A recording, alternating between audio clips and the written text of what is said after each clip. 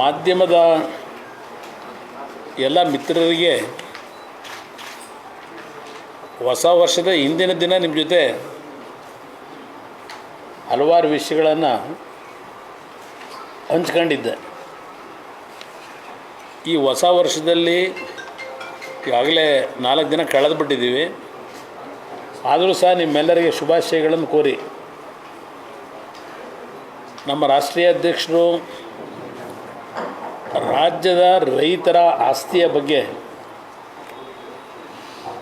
ಆಗಿರತಕ್ಕಂಥ ಅನ್ಯಾಯಗಳೇನಿದೆ, ಅಭಿವೃದ್ಧಿ ಹೆಸರಿನಲ್ಲಿ ಹಲವಾರು ಸರ್ಕಾರಗಳಿಂದ ಆಗಿರ್ತಕ್ಕಂಥ ಲೋಪದೋಷಗಳ ಜೊತೆಯಲ್ಲಿ ಸದನದ ಸಮಿತಿ ಕೊಟ್ಟಂಥ ವರದಿಗಳು ಇವತ್ತು ನಮ್ಮ ಮುಂದೆ ಏನಿದೆ. ಆದರೂ ಸಹ ಸರ್ಕಾರಗಳು ಈ ಒಂದು ಅಕ್ರಮಗಳನ್ನು ತಡೆಯತಕ್ಕಂಥದ್ರಲ್ಲಿ ಕ್ರಮವನ್ನು ವಹಿಸ್ತಿಲ್ಲ ಅಂತಕ್ಕಂಥ ಒಂದು ಯಾವುದು ಬೈಕ್ ಏನು ಬೇಡಪ್ಪ, ಕ್ರಮವನ್ನು ವಹಿಸ್ತಿಲ್ಲ ಅಕ್ರಮಗಳ ಬಗ್ಗೆ ಅಂತಕ್ಕಂಥ ಒಂದು ಅವರ ಕಾಳಜಿ ಇವತ್ತು ತಮ್ಮೆಲ್ಲರ ಮುಂದೆ ವ್ಯಕ್ತಪಡಿಸಬೇಕು ಅಂತೇಳಿ ಮಾಹಿತಿಗಳು ಕೊಡಬೇಕು ಅಂತಕ್ಕಂಥದ್ದು ಅವರ ಭಾವನೆ. ಆದರೆ ಬಹುಶಃ ಕಳೆದ 2-3 ದಿನಗಳಿಂದ ರಾಜ್ಯದಲ್ಲಿ ನಡೀತಾ ಇರತಕ್ಕಂಥ ಈ ರಾಜ್ಯ ಸರ್ಕಾರದ ಅಧಿಕಾರದ ದುರ್ಬಳಕೆಗಳು, ಯಾವ ವಿಷಯಗಳಿಗೆ ಇವತ್ತು ಹೆಚ್ಚಿನ ಮಹತ್ವಗಳು ಬಂದಿದೆ, ಸಾರ್ವಜನಿಕವಾಗಿ ಮಾಧ್ಯಮಗಳಲ್ಲೂ ಸಹ ಕಳೆದ 2 ದಿನಗಳಿಂದ ಬೇರೆ ಯಾವುದೇ ವಿಷಯಗಳಿಗೆ ಇವತ್ತು ನಾವು ಗಮನ ಕೊಡಲಿಕ್ಕೆ ಆಗ್ತಾಯಿಲ್ಲ. ಕಾರಣ ಹುಬ್ಬಳ್ಳಿಯಲ್ಲಿ ನಡೆದಂಥ ಒಂದು ಘಟನೆ, ಸುಮಾರು 30 ವರ್ಷಗಳ ಪ್ರಕರಣಗಳಿಗೆ ಸಂಬಂಧಪಟ್ಟಂಥ ಒಬ್ಬ ಕರಸೇವಕ ಏನಿದ್ದಾನೆ ಶ್ರೀಕಾಂತ್ ಪೂಜಾರಿ ಅಂತಕ್ಕಂಥವರ ಬಂಧನದ ಹಿನ್ನೆಲೆಯಲ್ಲಿ ಇವತ್ತು ಕಳೆದ 2-3 ದಿನಗಳಿಂದ ರಾಜ್ಯದಾದ್ಯಂತ ನಮ್ಮ ಒಂದು NDA ಪಕ್ಷದ ಪ್ರಮುಖ ಪಕ್ಷ BJPಯ ಪಕ್ಷದ ವತಿಯಿಂದ ನಮ್ಮ ಸ್ನೇಹಿತರುಗಳು ದೊಡ್ಡ ಮಟ್ಟದಲ್ಲಿ ಸರ್ಕಾರದ ಅಧಿಕಾರದ ದುರುಪಯೋಗ, ಕರಸೇವಕರ ಬಗ್ಗೆ ಸುಳ್ಳು ಮೊಕದ್ದಮೆಗಳ ಮುಖಾಂತರ ಹಳೆಯ ಕೇಸ್ಗಳಿದೆ ಅಂತ ಹೇಳಿ ಬಂಧಿಸಿದ್ದೇವೆ ಅಂತಕ್ಕಂಥದ್ದು ಸಮರ್ಥನೆಗಳೇನಿದೆ. ಮುಖ್ಯಮಂತ್ರಿಗಳು, ಗೃಹ ಸಚಿವರು ಆದಿಯಾಗಿ ಆ ಸಮರ್ಥನೆಯನ್ನು ಮಾಡ್ತಾ ಇರತಕ್ಕಂಥದ್ದು ಮತ್ತು ಕಾಂಗ್ರೆಸ್ನ ಮತ್ತೊಬ್ಬ ವಿಧಾನ ಪರಿಷತ್ತಿನ ಸದಸ್ಯರು ಕರ್ನಾಟಕದಲ್ಲಿ ಏನೋ ಒಂದು ದೊಡ್ಡ ಮಟ್ಟದ ಗುಜರಾತ್ನಲ್ಲಿ ನಡೆದಂಥ ಒಂದು ಕರಸೇವಕರ ಮೇಲೆ ಆದಂಥ ಒಂದು ಹಲವಾರು ಹಿಂದಿನ ಪ್ರಕರಣಗಳ ಹಿನ್ನೆಲೆಯಲ್ಲಿ ಇಲ್ಲೂ ಏನೋ ಒಂದು ದೊಡ್ಡ ಮಟ್ಟದ ದೊಂಬಿ ಆಗುತ್ತದೆ ಅಂತಕ್ಕಂಥ ವಿಷಯಗಳನ್ನು ಪ್ರಸ್ತಾಪ ಮಾಡಿರ್ತಕ್ಕಂಥದ್ದು ನೀವೆಲ್ಲ ಪರ ವಿರೋಧವಾಗಿ 2 ಪಕ್ಷಗಳಿಂದ ನಡೀತಾ ಇರತಕ್ಕಂಥದ್ದು ನಾನು ಗಮನಿಸಿದ್ದೇನೆ. ಇಲ್ಲಿ ನಾನು ಈ ರಾಜ್ಯ ಸರ್ಕಾರದ ಅಧಿಕಾರ ದುರುಪಯೋಗ ಅಂತಕ್ಕಂಥದ್ದು ಈ ಸರ್ಕಾರ ಬಂದ ಮೇಲೆ ಯಾವ ರೀತಿ ನಡೀತಾ ಇದೆ ಅಂತಕ್ಕಂಥದ್ದು ಇವತ್ತು ನಮ್ಮ NDA ಪಕ್ಷ ಏನಿದೆ, ಮಿತ್ರ ಪಕ್ಷ, ದೊಡ್ಡ ಪಕ್ಷವಾಗಿ ಏನಿದೆ, BJPಯ ನಾಯಕರುಗಳು, ಆ ಪಕ್ಷದ ಕಾರ್ಯಕರ್ತರು, ಆ ಪಕ್ಷದ ಸಂಘಟನೆಗಳ ವ್ಯಕ್ತಿಗಳ ಮೇಲೆ ಏನು ಹಲವಾರು ಹಿಂದಿನ ಕಾರಣಗಳನ್ನು ಕೊಟ್ಟು ದುರುಪಯೋಗ ಪಡಿಸ್ಕೊಳ್ತಾ ಇರತಕ್ಕಂಥ ವಿಷಯದಲ್ಲಿ ಅವರು ಏನು ಪ್ರತಿರೋಧವನ್ನು ಇಡೀ ರಾಜ್ಯದಲ್ಲಿ ಇವತ್ತು ಪ್ರತಿಭಟನೆಗಳು ಪ್ರಾರಂಭ ಆಗಿದೆ. ಒಂದು ಕಡೆ ನಮ್ಮ ದೇಶದಲ್ಲಿ ಶ್ರೀರಾಮನ ಟ್ರಸ್ಟ್ ವತಿಯಿಂದ ಅಯೋಧ್ಯೆಯಲ್ಲಿ ಇವತ್ತು ದೇವಸ್ಥಾನದ ಶ್ರೀರಾಮನ ಪ್ರತಿಷ್ಠಾಪನೆ ಉದ್ಘಾಟನಾ ಕಾರ್ಯಕ್ರಮದ ಬಗ್ಗೆ ಇಡೀ ದೇಶದಲ್ಲಿ ಚರ್ಚೆ ನಡೀತಾ ಇರತಕ್ಕಂಥ ಸಂದರ್ಭದಲ್ಲಿ ನಮ್ಮ ರಾಜ್ಯದಲ್ಲಿ ಏನು ನಡೀತಾ ಇದೆ, ಇಲ್ಲಿ ಹಲವಾರು ಸಮಸ್ಯೆಗಳನ್ನು ನಾವು ಎದುರಿಸ್ತಾ ಇದ್ದೇವೆ. ಇವತ್ತು ಸಹ ರಾಜ್ಯದ ಮಂಡ್ಯ ಜಿಲ್ಲೆ ಇರ್ಬೋದು, ಉತ್ತರ ಕರ್ನಾಟಕದಲ್ಲಿ ರೈತರು ಬೆಳೆ ಸಾಲ ತೆಗೆದುಕೊಂಡು ಕಟ್ಟಲಿಕ್ಕಾಗದೆ ಆತ್ಮಹತ್ಯೆ ಮಾಡಿದ್ದಾರೆ ಅಂತಕ್ಕಂಥದ್ದು ಮಾಡ್ಕೊಂಡಂಥ ವಿಷಯಗಳನ್ನು ಇವತ್ತು ಪ್ರಸ್ತಾಪ ಪತ್ರಿಕೆಗಳಲ್ಲಿ ಬಂದಿದೆ, ಗಮನಿಸಿದ್ದೇನೆ. ಇದು ಯಾವುದರ ಬಗ್ಗೆನೂ ಸರ್ಕಾರಕ್ಕೆ ಕಾಳಜಿ ಇಲ್ಲ. ಅವ್ರಿಗೊಂದು ರೀತಿಯಲ್ಲಿ ಈ ರೀತಿಯ ವಿಷಯಗಳನ್ನು ಮುಂಚೆಲೆಗೆ ತಂದು ವಿಷಯಗಳನ್ನು ಇವತ್ತು ಬೇರೆ ಬೇರೆ ಕಡೆ ಡೈವರ್ಟ್ ಮಾಡ್ತಾ ಇರ್ತಕ್ಕಂಥದ್ದೇನಿದೆ, ಸರ್ಕಾರದ ಹಲವಾರು ರೀತಿಯ ನಿಷ್ಕ್ರಿಯತೆ ಏನಿದೆ ಅದೆಲ್ಲವನ್ನು ಮರೆಸ್ತಕ್ಕಂಥದ್ದು ಒಂದು ಕಡೆ ಪ್ರಾರಂಭ ಆಗಿದೆ. ಇವತ್ತು ಒಂದು ರೀತಿಯಲ್ಲಿ ಕಾಂಗ್ರೆಸ್ ಸರ್ಕಾರದಲ್ಲಿ ಈ ಒಂದು ಶ್ರೀಕಾಂತ್ ಪೂಜಾರಿಯ ಪ್ರಕರಣವನ್ನು ದೊಡ್ಡದು ಮಾಡಿ ಹಲವಾರು ಮೊಕದ್ದಮೆಗಳಿದ್ದಂಥವೆಲ್ಲ ಈಗಾಗಲೇ ಖುಲಾಸೆ ಆಗಿರತಕ್ಕಂಥದ್ದು ಮಾಧ್ಯಮದಲ್ಲಿ ನೀವುಗಳೇ ಆ ವ್ಯಕ್ತಿಯ ಹಿನ್ನೆಲೆ ಬಗ್ಗೆ ಪ್ರತಿದಿನದ ನಿಮ್ಮ ಒಂದು ಪ್ರಮುಖ ಸಮಯದಲ್ಲಿ ಪ್ಯಾನಲ್ ಡಿಸ್ಕಷನ್ಗಳ ಮುಖಾಂತರವೂ ಪರ ವಿರೋಧಗಳು ಚರ್ಚೆ ನಡೀತಿರ್ತಕ್ಕಂಥದ್ದು ಗಮನಿಸಿದ್ದೇನೆ. ಇದರ ಜೊತೆಗೆ ನಾನು ಕರಸೇವಕರ ಮೇಲೆ ಒಂದು ರೀತಿ ಇವರು ದಬ್ಬಾಳಿಕೆ ಮಾಡ್ತಿರೋದು ಒಂದು ಕಡೆ ಸರ್ಕಾರ ಹಿಂದಿನ ಪ್ರಕರಣಗಳನ್ನು ಇಟ್ಕೊಂಡು. ಇವತ್ತು ದೇವೇಗೌಡರು ಇಲ್ಲೇ ಕೂತಿದ್ದಾರೆ. ಹಿಂದೆ ಈದ್ಗಾ ಮೈದಾನದ ವಿಷಯದಲ್ಲಿ ಅವರು ಮುಖ್ಯಮಂತ್ರಿ ಆಗಿ ಹುಬ್ಬಳ್ಳಿ ನಗರ ಶಾಂತ ರೀತಿಯ ವಾತಾವರಣ ಬರಲಿಕ್ಕೆ ಆಗಿನ ಅವರ ಸರ್ಕಾರದಲ್ಲಿ ಯಾವ ರೀತಿ ರಾಜ್ಯದಲ್ಲಿ ಅಧಿಕಾರ ನಡೆಸಿದ್ದಾರೆ ಅದೆಲ್ಲವನ್ನು ನಾನೀಗ ಪ್ರಸ್ತಾಪ ಮಾಡಲ್ಲ. ಆದರೆ ಈಗಿನ ಕಾಂಗ್ರೆಸ್ ಸರ್ಕಾರ ವಿರೋಧಿಗಳ ಬಗ್ಗೆ ಯಾವ ರೀತಿ ದಬ್ಬಾಳಿಕೆಯ ದಮನದ ರಾಜಕಾರಣ ನಡೀತಿದೆ. ಇತ್ತೀಚೆಗೆ ಹಾಸನ ಜಿಲ್ಲೆಯಲ್ಲೇ ಒಂದು ಪ್ರಕರಣ ನಡೀತು. ಆ ಪ್ರಕರಣದ ವಾಸ್ತವಾಂಶಗಳನ್ನು ಮುಚ್ಚಿಡಲಿಕ್ಕೆ ಪ್ರಯತ್ನ ಪಟ್ಟರು ಸರ್ಕಾರ. ಯಾವ ರೀತಿ ಸರ್ಕಾರದ ದುರುಪಯೋಗಗಳು ನಡೀತಾ ಇದೆ ಅಂತಕ್ಕಂಥದ್ದಕ್ಕೆ ಇನ್ನೊಂದು ಸಾಕ್ಷಿ ನಿಮ್ಮ ಮುಂದೆ ಇಡ್ತಾ ಇದ್ದೇನೆ ಪ್ರಕರಣನ. ಈಗ ನಿಮ್ಮ ಮೈಸೂರಿನ ಲೋಕಸಭಾ ಸದಸ್ಯರೇನಿದ್ದಾರೆ, ಪ್ರತಾಪ್ ಸಿಂಹ ಅವರ ಸಹೋದರ ವಿಕ್ರಮ್ ಸಿಂಹ ಅಂತಕ್ಕಂಥವ್ರು, ಅವರು ಏನೋ ಮರ ಕಡಿದಿರ್ತಕ್ಕಂಥ ವಿಷಯದಲ್ಲಿ ಅವ್ರ ಮೇಲೆ ಮೊಕದ್ದಮೆ ಹೂಡಿ ಜೈಲಿಗೂ ಕಳಿಸ್ತಕ್ಕಂಥ ಕೆಲಸ ಮಾಡಿದ್ರು. ಜೈಲಿಗೆ ಕಳಿಸ್ತಕ್ಕಂಥ ಕೆಲಸ ಮಾಡಿದ್ರು.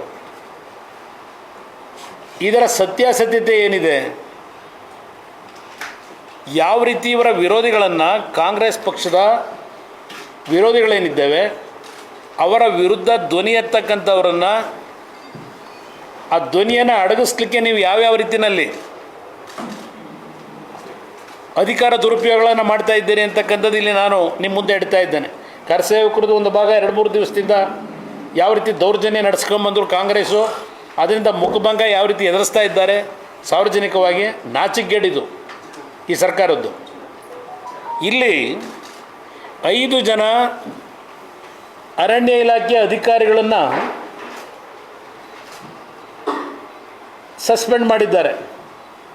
5 ಜನ ಅಧಿಕಾರಿಗಳನ್ನು, DFOನ, ACFನ, DCF, ACF ಮತ್ತು RFO ಇವರೆಲ್ಲರ ಒಳಗೊಂಡಂಥ 5 ಜನ ಅರಣ್ಯ ಇಲಾಖೆ ಸಿಬ್ಬಂದಿಗಳನ್ನು ಈ ಪ್ರಕರಣದಲ್ಲಿ ಸಸ್ಪೆಂಡ್ ಮಾಡಿದ್ದಾರೆ.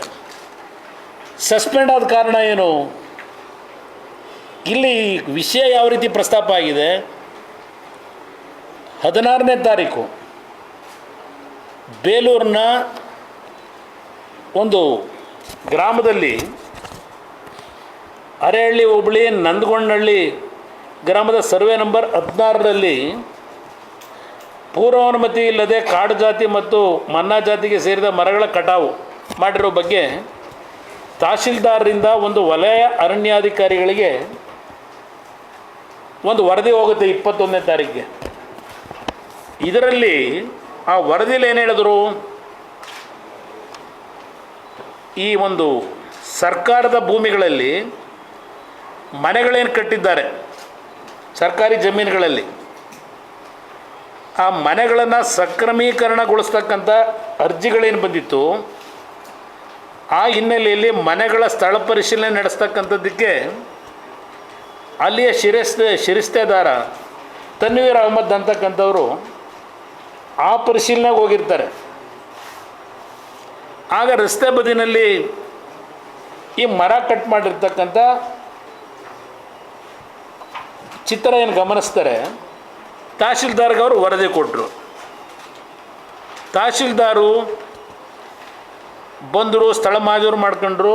ಅದರ ಮೇಲೆ 21ನೇ ತಾರೀಕು ಬೇಲೂರಿನ ಅರಣ್ಯ ವಲಯಾಧಿಕಾರಿಗಳಿಗೆ ಕೊಟ್ಟರು ಒಂದು ಮಾಹಿತಿಯನ್ನು. ಇಲ್ಲಿ ಈ ಭೂಮಿ ಏನಿದೆ 40 ಎಕರೆ, ಅದು 35 ಗುಂಟೆ ಜಮೀನು ಇವರು ಕೊಡಬೇಕಾದ್ರೆ ಒಂದು ಕಡೆ ಸರ್ಕಾರಿ ಭೂಮಿ ಅಂತಾರೆ, ಇನ್ನೊಂದು ಕಡೆ 40 ಎಕರೆ 35 ಗುಂಟೆ ಜಮೀನನ್ನ ಸುಮಾರು 16 ಜನಕ್ಕೆ ಹಕ್ಕುಪತ್ರಗಳ ಪಾಣಿ ಕೊಟ್ಬಿಟ್ಟಿರ್ತಾರೆ. ಇವರ ಹಕ್ಕ ಹೆಸರಿಗೆ ದಾಖಲಾತಿ ಆಗಿದೆ ಸುಮಾರು 16 ಜನದ ಹೆಸರಿಗೆ. ಇನ್ನು 4 ಎಕರೆ 12 ಗುಂಟೆ ಗೋಮಾಳ ಅಂತಕ್ಕಂಥದ್ದು ಆ 40 ಎಕರೆ ಭೂಮಿನಲ್ಲಿ ಇರ್ತಕ್ಕಂಥ ವಿಸ್ತೀರ್ಣದಲ್ಲಿ 16 ಕುಟುಂಬಕ್ಕೆ ಅಲಾಟ್ಮೆಂಟ್ ಆಗಿದೆ, ಹಕ್ಕುಪತ್ರ ಕೊಟ್ಟಿದ್ದಾರೆ. 16ನೇ ವ್ಯಕ್ತಿ ಅದರಲ್ಲಿ ರಾಕೇಶ್ ಶೆಟ್ಟಿ ಬೀನ್ ಲೇಟ್ ನಾರಾಯಣ್ ಶೆಟ್ಟಿ. ಈ ವ್ಯಕ್ತಿಗೆ 4 ಎಕರೆ ಭೂಮಿನ ಕೊಟ್ಟಿದ್ದಾರೆ ಸರ್ಕಾರದಿಂದ. ಅವರಿವತ್ತಿಲ್ಲ, ಅವರು ಮರಣ ಹೊಂದಿದ್ದಾರೆ. ಅವ್ರ ಮಗಳಿದ್ದಾಳೆ ಜಯಮ್ಮ ಅಂತ ಹೇಳಿ. ಜಯಮ್ಮನವರು ಈ ಭೂಮಿಯನ್ನು ಯಾರಿಗೆ ಕೇಸ್ ಹಾಕೋದಲ್ಲ ವಿಕ್ರಮ್ ಸಿಂಹ ಅವರಿಗೆ ಲೀಸಿಗೆ ಕೊಡ್ತಾರೆ ಭೂಮಿನ, ಶುಂಠಿ ಬೆಳೆಯಲಿಕ್ಕೆ. ಆ ಲೀಸ್ ಪೀರಿಯಡ್ ಯಾವಾಗಿಂದ ಪ್ರಾರಂಭ ಆಗುತ್ತೆ, ಜನವರಿ ತಿಂಗಳಿನಿಂದ 24ನೇ ಇಸ್ವಿಯಿಂದ ಪ್ರಾರಂಭ ಅಂತ ಹೇಳಿ ಅಗ್ರಿಮೆಂಟ್ ಮಾಡ್ಕೋತಾರೆ ಮುಂದಿನ 27ನೇ ಇಸ್ವಿಯವರೆಗೆ. ಇದರ ಮಧ್ಯದಲ್ಲಿ ಈ 4 ಎಕರೆ ಭೂಮಿನಲ್ಲಿ ಈ ಕಾಡು ಜಾತಿಯ ಮರಗಳಿದೆಯಲ್ಲ ಕಟ್ ಮಾಡ್ಕೊಂಡಿದ್ದಾರೆ.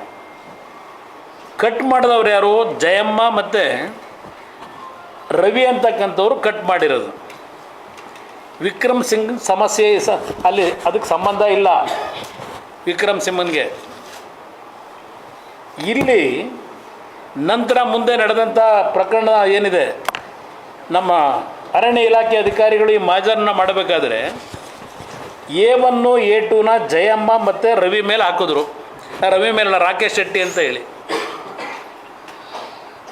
A1 A2 A3 ಇರಲಿಲ್ಲ. ಅಲ್ಲಿ ಯಾರೋ ಒಬ್ಬ ಪುಡಾರಿ ಒಬ್ಬವನೇ, ಅವನಿಗೆ ಇಲ್ಲಾರೋ ಒಬ್ಬ ಹಿಂದೆ ಒಬ್ಬ DFO ಇದ್ದ, ಈಗೆಲ್ಲ ಬೆಂಗಳೂರಲ್ಲಿ ಇರಬೇಕೀಗ. ಅವನಿಗೂ ಸಂಬಂಧ.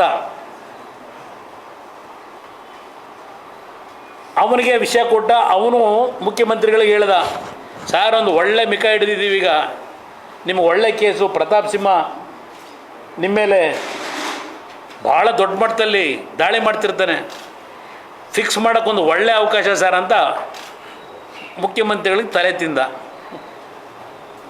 ಮುಖ್ಯಮಂತ್ರಿಗಳೇನು ಮಾಡಿದ್ರು, PCCFಗೆ ಮಾತನಾಡಿದ್ರು, ಒಂದು ಕೆಲಸ ಮಾಡಿ, ಗೆಂಡೆಕಟ್ಟೆ ಫಾರೆಸ್ಟ್ ಇದೆ, ಆ ಫಾರೆಸ್ಟಲ್ಲಿ ಬೀಟೆ ಮರ ಏನಿದೆ ಅದನ್ನು ನಿಮ್ಮ DFO ಹೇಳಿ ಕಟ್ ಮಾಡಿ ಈ ಜಾಗಕ್ಕೆ ಹಾಕಿ ಅಂದರು. ಡೈರೆಕ್ಷನ್ ಕೊಟ್ಟರು. ಯಾವ ಸಂದರ್ಭದಲ್ಲಿ ಫೋನ್ ಕರೆ ಮಾಡಿದ್ರು, ಏನೇನಾಯಿತು, ಆ ಕಾರಲ್ಲಿ ತೆಗೆದ್ರೆ ಗೊತ್ತಾಗೋಯ್ತದೆ ಯಾವ ಮಟ್ಟಕ್ಕೆ ಸರ್ಕಾರ ನಡೀತಿದೆ ಅನ್ನೋದಕ್ಕೆ. ಇವ್ರ ವಿರುದ್ಧ ಮಾತನಾಡ್ತಕ್ಕಂಥವ್ರು ಬಾಯಿ ಮುಚ್ಚಿಸಬೇಕು. ಎದುರಿಸ್ತಕ್ಕಂಥದ್ದಕ್ಕೆ ಸರ್ಕಾರದ ಆಡಳಿತ ಯಂತ್ರ ಯಾವ ರೀತಿ ದುರುಪಯೋಗ ಪಡಿಸ್ಕೊತಾರೆ ಅನ್ನೋದಕ್ಕಿದು. ಈ ಕರಸೇವಕರೊಂದಿಗೆ ನಡೀತಾ ಇದೆಯಲ್ಲ ಚರ್ಚೆ, ಅದಕ್ಕೆ ಇದನ್ನು ಕೋಟ್ ಮಾಡ್ತಾ ಇದ್ದಾನೆ ಇಲ್ಲಿ. A1 A2ನ ಅಲ್ಲೇ ಅರಣ್ಯದ ಇಲಾಖೆ ಅಧಿಕಾರಿಗಳ ಕಚೇರಿ ಕರ್ಕೊಂಡೋಗಿ ಅಲ್ಲಿ ಬೇಲ್ ಕೊಟ್ಟರು. ಅದು ಅಲ್ಲೇ ಅಧಿಕಾರಿಗಳ ಬೇಲ್ ಕೂಡ ಸೆಕ್ಷನ್ ಅದು. 28ನೇ ತಾರೀಕು ಈ ವಿಕ್ರಮ್ ಸಿಂಹ ಅಧಿಕಾರಿಗಳನ್ನು ಭೇಟಿ ಮಾಡಿ, ಅರಣ್ಯ ಇಲಾಖೆ ಅಧಿಕಾರಿಗಳನ್ನು ಇರ್ತಕ್ಕಂಥ ವಾಸ್ತವಾಂಶ ಎಲ್ಲ ಕೊಟ್ಟರು. ಇದಕ್ಕೆ ನನಗೇನು ಸಂಬಂಧ ಇಲ್ಲ ಅಂಥೇಳಿ ಎಲ್ಲ ಮಾಹಿತಿ ಕೊಟ್ಟರು. ಅವರೇ ಭೇಟಿ ಕೊಟ್ಟು ಅವರು ಎಲ್ಲ ಮಾಹಿತಿ ಕೊಟ್ಟು ಹೋದ ನಂತರ ಅವ್ರನ್ನ ಬಂಧಿಸ್ತಾರೆ. ಇಲ್ಲಿ A1 A2 ಆಮೇಲೆ A3 ಮಾಡಿದ್ರು. A1 A2ಗೆ ಅಲ್ಲೇ ಅವರು ಕಚೇರಿ ಒಳಗೆ ಬೇಲ್ ಕೊಟ್ಬಿಟ್ರು. ಇವ್ರನ್ನ ಯಾಕೆ ತಗೊಂಡೋದ್ರು ಜೈಲಿಗೆ ಕಳಿಸ್ಲಿಕ್ಕೆ? ಮ್ಯಾಜಿಸ್ಟ್ರೇಟ್ ಮುಂದೆ ಏನೇನಾಯಿತು? ಮ್ಯಾಜಿಸ್ಟ್ರೇಟು ಇವ್ರು ಮುಖಕ್ಕೆ ಉಗಿದ್ರು, ಇದು ಇಲ್ಲಿವರೆಗೆ ಬರೋ ಸಬ್ಜೆಕ್ಟ್ ಎಲ್ಲ ನನ್ನ ಮುಂದೆ ನಿಮ್ಮ ಕಚೇರಿಲೇ ತೀರ್ಮಾನ ತಗೊಳ್ಳೋದು ಅಂತ ಹೇಳಿ. ಇಲ್ಲ ಇಲ್ಲ ಇಲ್ಲ ಏನೋ ತಪ್ಪು ಮಾಡಿಬಿಟ್ಟಿದ್ದೀವಿ, ಈಗ ಅಲ್ಲೇ ಇದೆಯಲ್ಲ ಹುಬ್ಳಿಲಿ, ಮಾಡಬಾರದು ಮಾಡಿ ಮುಖಕ್ಕೆ ಮಂಗಳಾರತಿ ಮಾಡಿಸ್ಕೊತಾವ್ರಲ್ಲ ಈಗ. ಇದು ಅದೇ ಕೇಸೆ, ಮ್ಯಾಜಿಸ್ಟ್ರೇಟ್ ಮುಂದೆ ಆಗಿರೋದು ಇದು. ಇಲ್ಲ ಮರ್ಯಾದೆ ಹೋಗ್ಬಿಡ್ತದೆ, ನಿಮ್ಮಿಂದಲೇ ಬೇಲ್ ಕೊಟ್ಟಂಗೆ ಮಾಡಿ ಅಂತ ಒತ್ತಾಯ. ಅಲ್ಲೇ ಬೇರೆ ಅಧಿಕಾರ ದುರುಪಯೋಗ ಪಡಿಸ್ಕೊತಾರೆ. ಯಾವ ರೀತಿ ಸರ್ಕಾರ ನಡೀತಿದೆ ಅನ್ನೋದಕ್ಕೆ ಇಲ್ಲಿ ಲೀಸು ಇವನು ತೊಗೊಂಡಿರೋದು ಅಷ್ಟೇ. ವಿಕ್ರಮ್ ಸಿಂಹ ಶುಂಠಿ ಬೆಳಿಲಿಕ್ಕೆ ಏನಲ್ಲ, ಏನು ರೆಸಾರ್ಟ್ ಕಟ್ಟಕ್ಕೆ ತಗೊಂಡಿದ್ನಾ? ಮರ ಕಟ್ ಮಾಡಿರೋದು. ಮರ ಕಟ್ ಮಾಡಿದಾರೆ ಯಾರು? ಬೀಟೆ ಮರನ ತಂದಿಲ್ಲಿಗೆ ಹಾಕಿ ಅಂತ ಹೇಳಿ ನೀವು ಸರ್ಕಾರ, ನೀವು ಅವರು ಡೈರೆಕ್ಷನ್ ಕೊಟ್ಟು PCCFಗೆ ಯಾವ ಮಟ್ಟಕ್ಕೆ ನೀವು ಕುತಂತ್ರ ನಡೆಸ್ತೀರಿ ಸರ್ಕಾರದಲ್ಲಿ? ಮಂಡ್ಯದಲ್ಲಿ ಒಬ್ಬ ವಿಧಾನ ಪರಿಷತ್ತಿನ ಸದಸ್ಯರು ಸರ್ಕಾರಿ ಭೂಮಿಯಲ್ಲಿ ಮರ ಕಡ್ದಿರೋದ್ರಿಂದ ನೀವು ಮಾಧ್ಯಮದಲ್ಲಿ ಮೊನ್ನೆ ಬರೆದಿದ್ದೀರಿ. ಏನು ಆ್ಯಕ್ಷನ್ ತಗೊಂಡ್ರಿ? ವಿಧಾನ ಪರಿಷತ್ತಿನ ಸದಸ್ಯರ ಸಮ್ಮುಖದಲ್ಲಿ ಸರ್ಕಾರಿ ಭೂಮಿಯಲ್ಲಿ ಮರ ಕಡ್ದವ್ರೆ, ಅದ್ರ ಮೇಲೆ ಯಾವ ಆ್ಯಕ್ಷನ್ ತಗೊಂಡ್ರಿ ಸಿದ್ದರಾಮಣ್ಣವರೇ? ನಾವು ಮಾಡಿರೋದೇ ಸರಿ. ಪರಮೇಶ್ವರ್ ಅವರೇ, ನಾವು ಅಧಿಕಾರಿಗಳು ಸಮರ್ಥರಿದ್ದಾರೆ. ಯಾವ ರೀತಿ ಸಮರ್ಥರು ನಿಮ್ಮ ಅಧಿಕಾರಿಗಳು ಈ ಕೆಲಸ ಮಾಡೋದಕ್ಕೆ? ಇಲ್ಲಿ ಇದಿಷ್ಟೇ ಅಲ್ಲ, ಪಾಪ DFO ಸಸ್ಪೆಂಡ್ ಮಾಡಿದ್ರಲ್ಲ ಈಗ, ಆ ಬೀಟೆ ಮರ ಇಡಲಿಲ್ಲ ಅಂತೇಳಿ ತಗೊಂಡೋಗಿ. ಭಾಳ ಗಂಭೀರವಾದ ವಿಷಯ ಇದು. ಯಾವ ಮಟ್ಟಕ್ಕೆ ಸರ್ಕಾರದ ನಡವಳಿಕೆ ಇದೆ ಅನ್ನೋದಕ್ಕೆ ಆ DFO ಮತ್ತು ಇನ್ನು 4 ಜನ ಸಸ್ಪೆಂಡ್ ಮಾಡೋರಲ್ಲ, ಆ DFO ಬ್ಯಾಕ್ಗ್ರೌಂಡು ತಗೊಳ್ಳಿ ನೀವು. ಮಾಧ್ಯಮದ ಸ್ನೇಹಿತರು ಯಾರ ಮೋಹನ್ ಕುಮಾರ್ ಅಂತ ಹೇಳಿ ದಲಿತ ಸಮಾಜಕ್ಕೆ ಸೇರಿರ್ತಕ್ಕಂಥ ಅಧಿಕಾರಿ. ಹಿಂದ ನಾಯಕರು ಇವರು, ರಕ್ಷಣೆ ಕೊಡೋರು ಇವರು ಬಿಟ್ಟರೆ ಯಾರೂ ಇಲ್ಲ ಈಗ. ದಲಿತರ ನಾಯಕರಾಗೋ ಕೊಟ್ಟವ್ರ ಹಿಂದ ಅಲ್ಪಸಂಖ್ಯಾತರಿಗೆ ಏನು ಬೇಕು? ನಿಮ್ಗೆ ಯಾರೂ ಕಾಣ್ತಾ ಇಲ್ಲ. ಯಾಕಪ್ಪ ಈ ಅಧಿಕಾರಿ ಸಸ್ಪೆಂಡ್ ಮಾಡಿದ್ದೀರಲ್ಲ, ಏನು ತಪ್ಪು ಮಾಡ್ದಂತ ಮಾಡಿದ್ದೀರಿ ಈ ಸರ್ಕಾರದಲ್ಲಿ? ಪರಮೇಶ್ವರ್ ಅವರೇ, ಒಬ್ಬ ದಲಿತ ಪ್ರಾಮಾಣಿಕ ಅಧಿಕಾರಿ, ಆ ಅಧಿಕಾರಿ ಪೋಸ್ಟಿಂಗ್ ಹೆಂಗೆ ಕೊಟ್ರಿ? ಹಾಸನಕ್ಕೆ ಹಾಕೋದಲ್ಲ DFO, ಆ ಅಧಿಕಾರಿ ಹಾಸನಕ್ಕೆ ಹಾಕಬೇಕಾದ್ರೆ DFOನ ಮೋಹನ್ ಕುಮಾರ್ನ ಯಾರ್ದು ಇನ್ಫ್ಲೂಯೆನ್ಸಲ್ಲಿ? ಆದೇಶದ ಕಾಪಿ ಕೊಡಬೇಕಲ್ಲ DPRಯಿಂದ. ಆದೇಶದ ಕಾಪಿ DPRಲ್ಲಿ ಸೈನ್ ಆಗೋವರೆಗೂ ಯಾರು ಕೂತಿದ್ರು DPR ಕಚೇರಿ ಒಳಗೆ ಆದೇಶದ ಕಾಪಿ ತಗೊಳ್ಳೋಕ್ಕೆ? ಆದೇಶದ ಕಾಪಿ ತಗೊಂಡ MLA ಎಷ್ಟು ಲಕ್ಷಕ್ಕೆ ಡಿಮ್ಯಾಂಡ್ ಇಟ್ಟಿದ್ದ ಅಲ್ಲಿ ಹೋಗಿ ಚಾರ್ಜ್ ತಗೊಳ್ಳೋದಕ್ಕೆ? ಇದೆಲ್ಲೋ ಇಲ್ಲೆಲ್ಲೋ ಯಶವಂತಪುರದ ಫ್ಲ್ಯಾಟಲ್ಲಿ ತರಿಸ್ಕೊಂಡಲ್ಲ ದುಡ್ಡು ಎಣ್ಸೋಕ್ಕೆ, ಮಿಷಿನ್ ಬೇರೆ ಆ ಕಟ್ಟಿನ 500 ರೂಪಾಯಿ ಕಟ್ಟುಗಳನ್ನ ಎಣ್ಸೋಕ್ಕೆ. ಪಾಪ ಆ ಅಧಿಕಾರಿ ಅವನ ಹೆಂಡ್ತಿ ಒಡವೆ ತೊಗೊಂಡೋಗಿ ಇಟ್ಟವನೇ, ಆ ದುಡ್ಡು ಹೊಂದಿಸಲಿಕ್ಕೆ ಸಾಲ ಮಾಡ್ಕೊಂಡವನೇ. ಇನ್ನೂ ಅಲ್ಲಿ ಪೋಸ್ಟಿಂಗ್ ತಗೊಂಡು 3-4 ತಿಂಗಳಾಗಿಲ್ಲ, ಅವನಿಗೆ ಸಸ್ಪೆಂಡ್ ಮಾಡಿ ಕಳಿಸ್ಬಿಟ್ರಿ. ಮತ್ತೀಗ ಅಲ್ಲಿ ಪೋಸ್ಟಿಂಗ್ ಅವನಿಗೆ ಕೊಡೋಂಗಿಲ್ವಲ್ಲ, ಇನ್ನೊಬ್ಬನಿಗೆ ಹುಡುಕ್ತಾರೆ ಇದೇ ಥರ ಮಿಕ್ಕವ, ಮತ್ತಿನ್ನೊಂದು 50 ಲಕ್ಷ ವಸೂಲಿಗೆ. ಇದಾ ನಿಮ್ಮ ಸರ್ಕಾರ ಸಿದ್ದರಾಮಯ್ಯನವರೇ? ನಾನು ಹೇಳಿದ್ರೆ ಕುಮಾರಸ್ವಾಮಿಗೆ ತಲೆಕೆಟ್ಟೋಗಿದೆ, ಸೋತ್ಬಿಟ್ಟೆ ಅಂತ ಹೇಳಿ ಏನೇನೋ ಮಾತಾಡ್ತಾನೆ. ನಿಜಕ್ಕೂ ನಿಮ್ಮಲ್ಲಿ ಪ್ರಾಮಾಣಿಕತೆ ಇದ್ದರೆ, ಒಬ್ಬ ದಲಿತ ಪ್ರಾಮಾಣಿಕ ಅಧಿಕಾರಿ ಸಸ್ಪೆಂಡ್ ಮಾಡಿದ್ರಲ್ಲ, 2ನೇ ತಾರೀಕು ನಮ್ಮ ಅರಣ್ಯ ಇಲಾಖಾ ಸಚಿವರು ಈಗ ಎಂಥದ್ದು 2 ಲಕ್ಷ ಅರಣ್ಯ ಭೂಮಿಗಳ ಅಕ್ರಮ ಎಲ್ಲ ಬಿಡಿಸ್ತಾರಂತೀಗ ಮೀಟಿಂಗ್ ಮಾಡಿದ್ರಲ್ಲಪ್ಪ ಅರಣ್ಯ ಮಂತ್ರಿಗಳು 40 ಜನ ಅಧಿಕಾರಿಗಳಿದ್ದರಲ್ಲ, ಏನೇನು ಚರ್ಚೆ ನಡೀತಲ್ಲಿ? ಈ ಅಧಿಕಾರಿಗಳನ್ನ ಸಸ್ಪೆಂಡ್ ಮಾಡಿದ್ದಕ್ಕೆ 5 ಜನನ್ನ ಯಾವ ಅಧಿಕಾರಿಗಳು ಇದು ಮಾಡ್ತಿರೋ ತಪ್ಪು ಅಂತ ಹೇಳಿ ಸೀನಿಯರ್ ಅಧಿಕಾರಿಗಳು ಹೇಳಿದಾಗ ಏನು ಹೇಳಿದ್ರಿ? ಅವ್ರು ಹೇಳಿದ್ರು ಸೀನಿಯರ್ ಅಧಿಕಾರಿ, ಇಂಥ ಪ್ರಕರಣದಲ್ಲಿ ನೀವು ಇಂಥ ಅಧಿಕಾರಿಗಳನ್ನ ಈ ಥರ ಏನು ಸಸ್ಪೆಂಡ್ ಮಾಡಿದ್ದೀರಿ, ಇದನ್ನು ಏನಾದರೂ ನೀವು ಸೀರಿಯಸ್ ಆಗಿ ಮಾಡೋದೇ ಆದರೆ ಒಂದು 150 ಜನ ಫಾರೆಸ್ಟ್ ಇಲಾಖೆ ಹಿರಿಯ ಅಧಿಕಾರಿಗಳನ್ನು ಸಸ್ಪೆಂಡ್ ಮಾಡಬೇಕು ಅಂತಾರೆ ಮೀಟಿಂಗ್ನಲ್ಲಿ. ಇದು ನಡೆದಿರ್ತಕ್ಕಂಥದ್ದು. ಇದು ಈ ಸರ್ಕಾರ ಯಾವ ಪಾರದರ್ಶಕತೆಯಿಂದ ನಡೆಸ್ತಾ ಇದ್ದಾರೆ. ಎಲ್ಲಿದೆ ತೋರಿಸಿ ಡಾಕ್ಯುಮೆಂಟು? ಎಲ್ಲಿದೆ ಡಾಕ್ಯುಮೆಂಟು? ಕೇಳ್ತೀರಿ ಎಲ್ಲದಕ್ಕೂ. DPR ಅಲ್ಲಿ ಆದೇಶ ಏನಾಯಿತು? ಈ ಅಧಿಕಾರಿದು ದಲಿತ ಸಮಾಜ ಸೇರಿದಂಥ ಅಧಿಕಾರಿದು ಯಾರ ಕೈಗೆ ಹ್ಯಾಂಡ್ ಓವರ್ ಮಾಡಿದ್ರಿ ವರ್ಗಾವಣೆ ಆದೇಶದ ಪ್ರತಿನ? ಆ ಶಾಸಕ ತಗೊಂಡೋಗಿ ಎಷ್ಟು ವರ್ಷಲಿ ಡಿಮ್ಯಾಂಡ್ ಇಟ್ಕೊಂಡು ಕೂತ್ಕೊಂಡ?